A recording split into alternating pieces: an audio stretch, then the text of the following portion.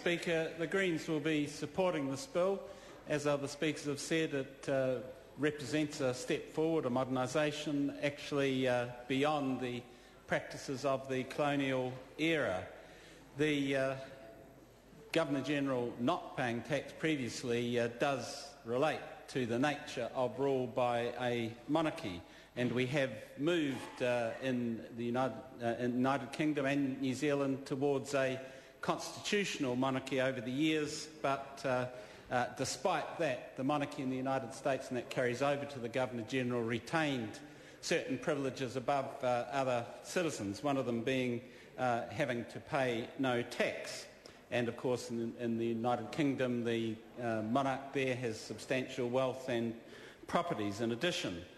The carryover to New Zealand was partly driven by the fact that the Governor-General historically, for many decades, was not a citizen of New Zealand but was a British person appointed by the Queen or King of the day.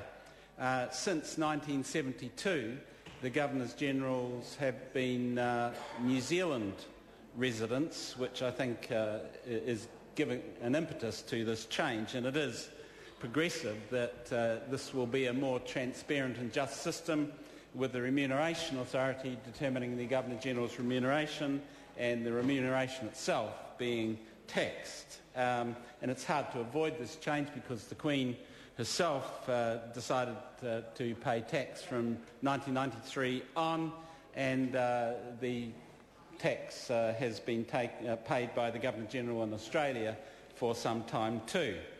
There's still, the Green Party believes, a carryover of unnecessarily privileges in the Governor-General's role, and I think this is shown in the annuity payment, which will probably be quite substantial if the parallel in Australia is anything to go by. In Australia, the former Governor-Generals are paid 60% of the Chief Justice's salary, which is a huge amount. And already in this bill, and rightly so, as has been pointed out, there is a redundancy pay provision for 6 months.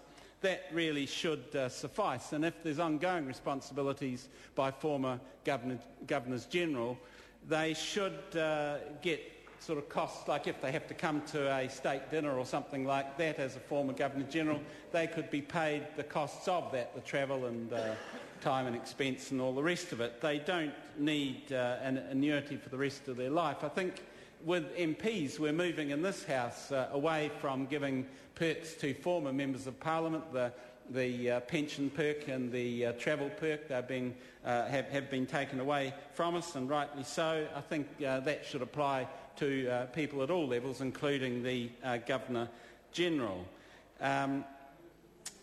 Also, it's a very strange clause in the bill that the former Governor-General will get domestic travel paid and, quote, the use of chauffeured cars. Well, I think that's a bit over the top and does reflect that sort of old rule by the monarchy, the sort of carry over to the present day, and it shouldn't be there. That matter can be addressed at the Select Committee.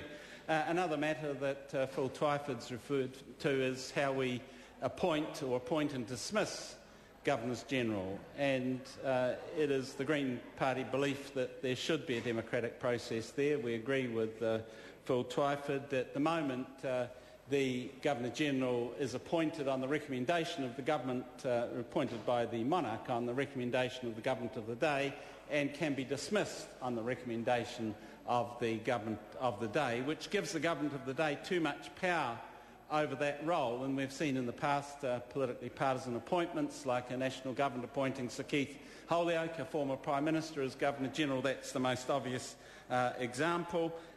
We want to avoid that, and I think if Parliament itself appointed the Governor-General, well, at least recommended to the Queen the appointment of the Governor-General, then that would be a step forward. I see that Phil Twyford is actually proposing we elect the Governor-General as such, perhaps without reference to the Queen, which of course as a Republican I would support, but at least we can make this minimal change, and it's one that has been proposed by the Republican movement. In fact, proposed an amendment to the current bill, which no doubt will be contained in a submission from the Republican movement to the Select Committee after the vote, which I'm sure will pass on the first reading today. And effectively that amendment is to insert another clause on the appointment and dismissal of the Governor-General. That is, the recommendation to the Queen should be a recommendation endorsed by 75% of the members of Parliament. That is not a big change from the present situation, but an important change in that the Governor-General in that situation will have much more of the authority of the House, of the people of New Zealand, and be more representative in a non-partisan way of the people of New Zealand. That would be an important step change. The amendment also talks about a term of 5 years and the dismissal procedure, that the Governor-General cannot be dismissed without a vote of 75% of the House. That would be a step forward from the present situation where at any time now the government of the day can say to the Queen, you know, you're acting on our advice, we want you to dismiss this person. I think you can see the importance of that in some of the standoffs that have been in countries like Canada most recently, but also in Australia, in the Australian situation where the Gough-Whitlam government was effectively sacked by the Governor-General. What you had there is a sort of a rapid draw situation that either Governor Kerr, as he was at the time, drew the gun first and recommended to the Queen the sacking of Gough-Whitlam, whereas if Gough-Whitlam had acted first and recommended to the Queen the dismissal of the Governor-General, it might have turned out somewhat differently. And I think to avoid that situation, we want a Governor-General that has the support of the Parliament as a whole and the whole nation and isn't acting in a politically partisan way.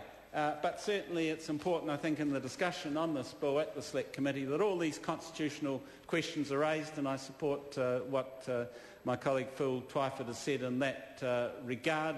There is a strong movement towards constitutional change. It's a great pity that my private member's bill didn't get to Select Committee, even though there seemed to be a majority of members in the House supporting it. The vote tended to be, in many cases, more along party lines, and that prevented it going to the Select Committee. I think that this bill will provide a venue for discussion of some of those questions. Phil Twyford mentioning amending the Act of Constitution, I think it's called, and there are various changes that could be made flowing out of what is proposed in this bill. But certainly we want to get away from that whole history of the monarchy and the Governor-General being a place just for pomp and ceremony and not really a part of our democratic tradition.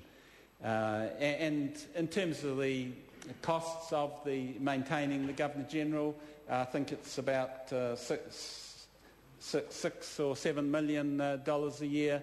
Now, with this tax being required of the Governor-General, perhaps we'll get a bit more back. I don't know whether it will go enough to pay for what's been announced over these last few days, the extra doctors' visits as a result of the government saying to employers they can get people to rush along to the doctor and get a medical certificate for one day's absence. I'm sure the doctors, as a result, if this goes through, if it's not stopped by the Parliament, the doctors will be going to the government saying we want all this extra money for all these people coming through our doors unnecessarily. It's only making them sicker.